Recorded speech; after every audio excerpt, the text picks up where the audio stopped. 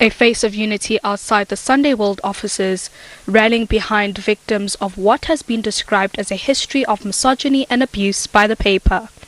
The most recent case, according to the I Believe Her group, is this article published last week Sunday involving media personalities Thato, DJ Fresh, Sikwane and Themba Euphonik Nkosi.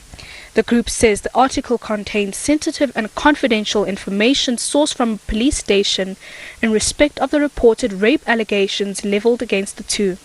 The additional information used in the article consisted of a statement given to a member of the South African Police Service without the victim's consent and or knowledge.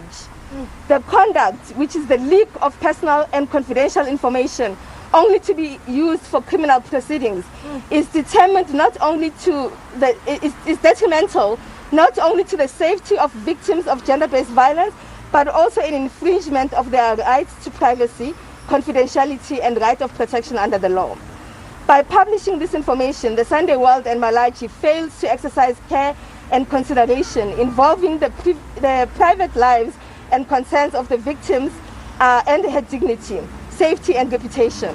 Women and children rights groups also joined the picket. The women are already affected by gender-based violence. Now the media is supposed to be supporting and actually reporting the realness and the truthness of what's happening in this country at the moment.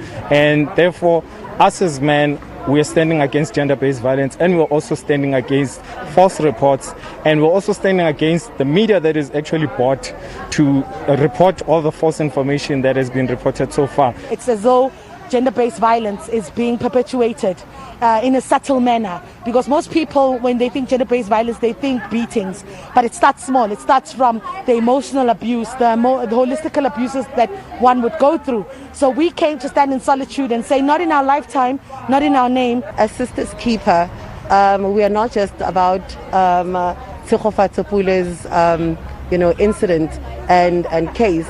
So as much as the bigger aspect of who we are was birthed through Tsegofatso, but this goes beyond Tsego.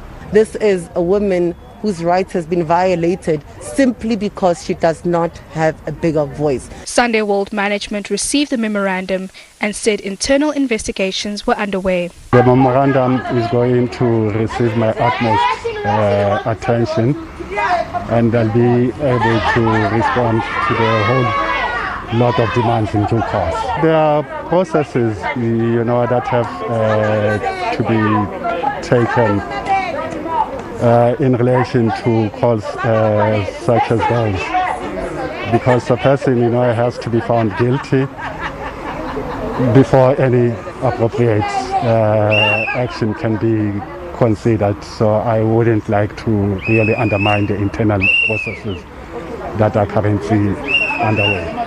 The activist groups are also calling for an urgent meeting to engage the paper's approach to reporting matters related to gender-based violence.